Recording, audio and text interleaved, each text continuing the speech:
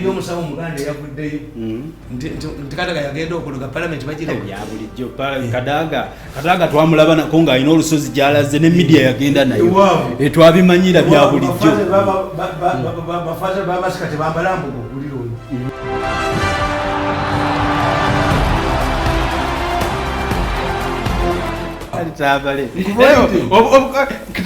Obuganda bako ogwa mu Buganda gaerero mu nkima wangamba omukulu omugema tasobola kuyita n'ogendayo nti sina mutwe gwange mirundi woze mercenary ng'ennume waliwo yajiwa sente zali mu nnyabo nno mirundi picked his wife because of love mpulira ndi mutani wa Yohana mirundi nemmole mpulira ekitegeeza that's my naye osigala oli Muganda I have with differ baba mirundi baba Baganda politics in Mengo with differ okay tibaleta kabaka kati obaje kugambe nti bakugandi Museveni mulabe wa Buganda yajja kusanyawo Buganda olwo nga tannatoola bw'atoola ne bagandi mulabe ekikulumbadde Sebunya mukwano gwa Buganda wuno Sebunya ayogedde birala mpulira luli ayogedde birala yavuma Museveni mu 96 ne Sebunya basajja sobavana abana bavaje kupapa Sebunya Abaganda twalina petrol station 20 balina meka zonna bazitutte Sebunya nikugire likodi yadduke ng'akolokota tolowooza nti enaku zino kyayononeka akolokota yafuna nkugamba nti bakugamba nti Museveni yajja kujjawo Bwakabaka naye bw'amala okubawa ssente n'afuuka mukwano gwa kati yabuzaawo era bamanyi okugamba tebagambako ndi Museveni yajiwa byoyo byaswa ate buli mwaka ekyo kiyinza okubeera ekituufu kiyinza okukkiririza mu statement ebyoya byanswa bakuza buli mwaka okuteekako ebyoya byenswa byombi bituufu yinza okukkiriza ebyoya byenswa olw'ensonga oddiza otya omuntu obakakano tamuwa bibye ebyapa byebabanjanga byo tebituukanga ekyo nakyo kiwandiika muno naye bagamba bwe babanja ebyabo tebakuwulya ebyagendayo bitya They brought Obete here n'abakuba n'abiwamba Republic Lake Republic Lake akayanja kakabaka bakatumwa Republic House Museveni yaliwo by the time Mengo Quarrel fell out with Obete in 66 Museveni was doing P7 bakugamba tuwe byaffe tebakubulira byagenda bitya no government bwebanga gyokulira yeri in charge nga saawa eno gwabirina lwaki tobizza ate bawamba babisasula mu sente omuwambi akuddiza mugende the Muganda believes these two contradicting statements they will say that the president restored the answer therefore the Kabaka does not exist and at the same time seek funds to celebrate restoration anniversaries of Kabaka Alamula. The Kabaka is reigning, but at the same time he does not exist. And the Baganda, including professors, will believe in the two contradicting statements. Wow.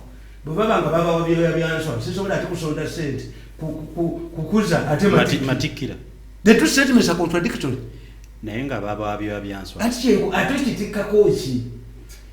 Why? Ekituufu baba byanswa anti nkubulira de tuse olunga baba bamufunemu ngayole miditi ngabawa tukita missed opportunity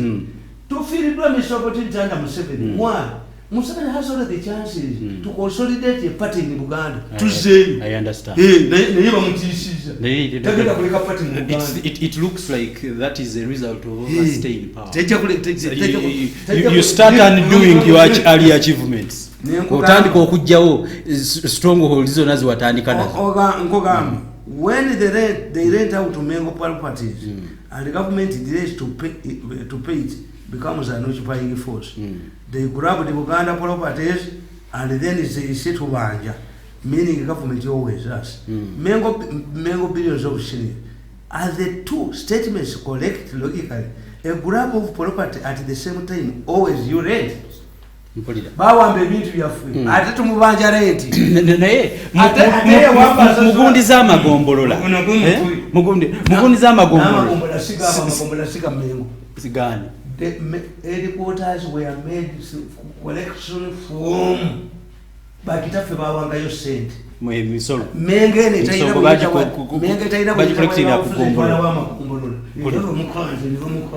lost opportunity. This is a lost opportunity. Don't you think the president abamunyonnyola ebintu ebyo nana agenda okwagendayo nga waliwo yamuwadde amagezi government erijja mu buyiza netabera mu babbi bajoga abantu bakole kineebera popular mengo tasobola giti intimidating the army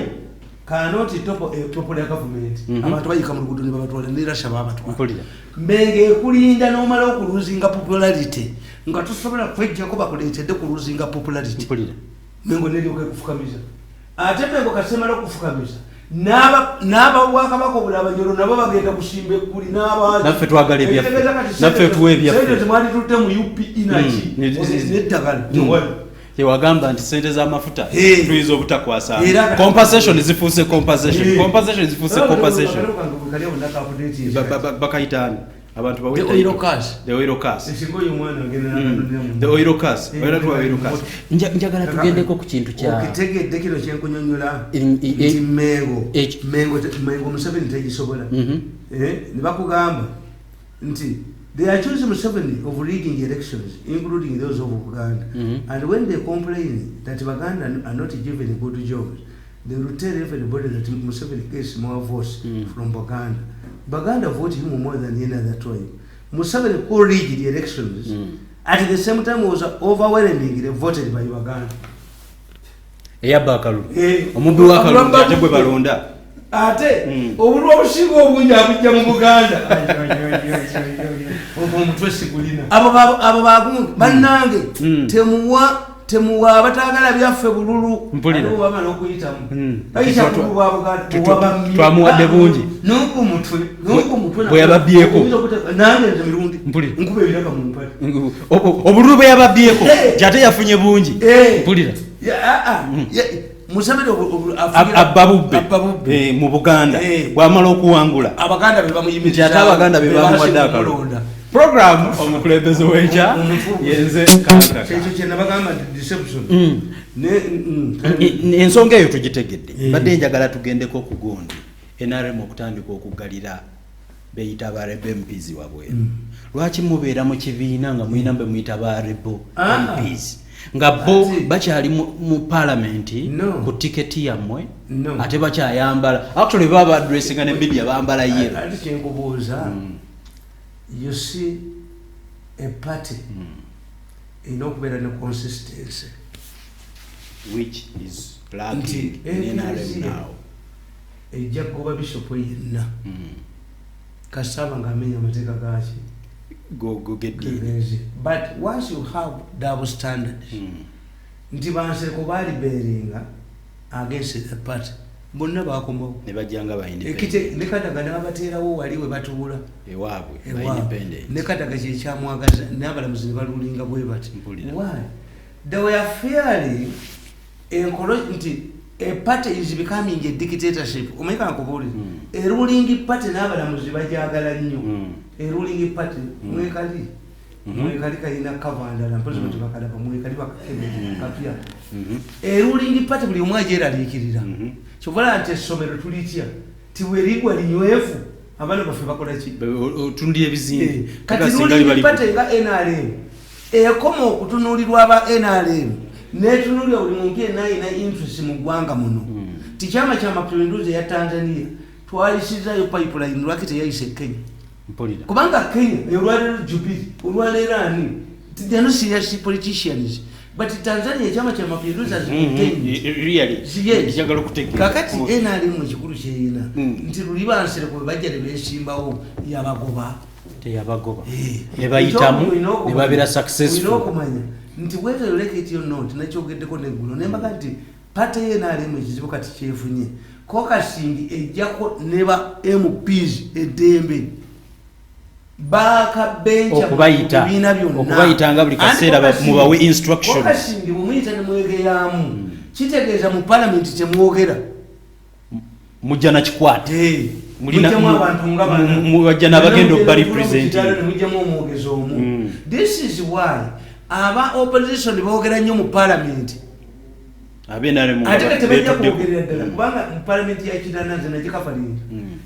MP was given 20 minutes to talk era nga if the speaker fails to get you you protest if you stand 3 times abawana boogera bati in fact the people who have not wale betalabanga kunga boogera kati towulira ngo kimutwagera mu committees netuleta mu plenary n'ekiisa buyisa no committees zaki you can influence a committee. Njagala kutegeera how does caucusing become a problem and caucusing bajija mu cabinet te cabinet wetumala okweyuza mu cabinet munda nga n'ebirimu tebyogerwa minister tawakanyiriza ku floor ya parliament but a backbencher una atali minister ali free owenarem yali badde free okwogera ekyawulira ku nsonga ebeereteddwa ku floor ya parliament kubanga mu cabinet takolaki kati baleeta ne caucusing ne babakwate which is good to the president nti it is a communist foundation theory abantu bwetutuula politibulu secretariat nereeta kuba politibulu kwekubeera abantu abagezi secretariat ya party kwekubeera abagezi abaplanning ekibiina secretary wa communist party yabeera president mu bakomunist kati abakomunist batula ne bagamba nga sinod tugenda kukola kikati tisinod egenda kukola ki kakati bawaawa kanya golo owakanya method kakati bansereka ekizibu kyabwe bokwekuba nti ye wa mu Kampala eri ebyavudde eri bimubayindi nga tajja kuyitamu ng'afuuka lebo kituufu politics yafuuka wa kyekikola kyekinkolera ewange nsobole okudda muwulidde tekakati ogundi bajja mwekulyamu mulago beetemamu waliwo ne yali pyala ow'emulago n'agenda yeesimbewo ogundi waliwo omuvuka omulala yakolanga musita musimanye na PhD bali wadde n'owa permanent secretary yagenda ne yeesimbawo Lutamaguzi n'ababattula Lutamaguzi ayogera era kyokola bamugobye Mmengo yeyawukanye nabo tiwasajja aswaza Obuganda era yakyogera Lutamaguzi abadde ajja n'akyogera gamba omulangira aswaziza Obuganda President Museveni can end up undermining bagemeyire ali kutaka kuba bakalupulisha abasinga ekyokwe fabule tubulya ndi Museveni yaddiza Abaganda Mmengo ebyapa tusula tukwebase biba tutigumya yongera kuwa Buganda Board masasi is giving more ammunition to Buganda Land Board. Are you trying to tell me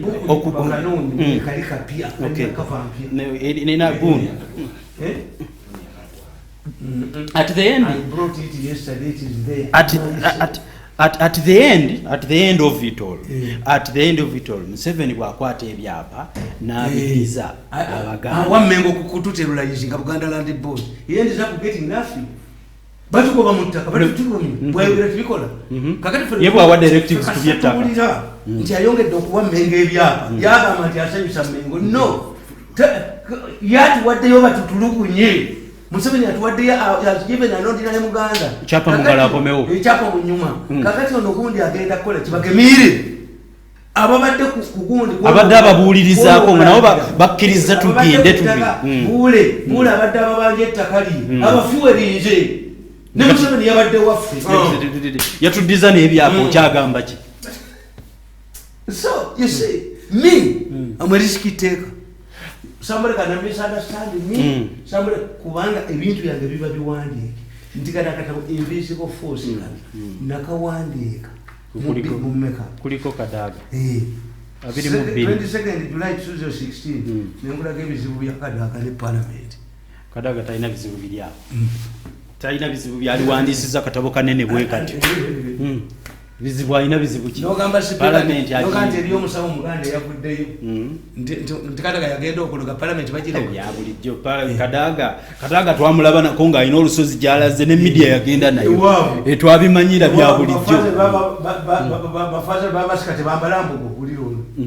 faza bwabasikira kitawa yambala olugo n'ebibbo babireeta kitegeza busaba kitegeza kuloga omusawo avuddeyo agamba nalogera Kadaga nze mutuusiza waali yagaana okunsasula asobola okuloga ki busiru bwabwe ate kankubuulire eriyo omusajja bamuyita Kabiriti musawo mu Tanzania aliwa ate abamuleeta okubalogera balala ne bamubba ne sente ze mukuleetere wano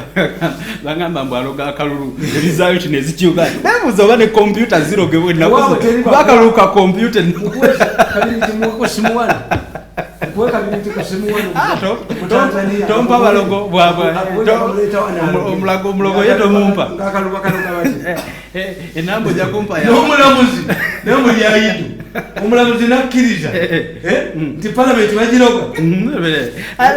kigambibwa nti Kadaga is powerful naye teyasasula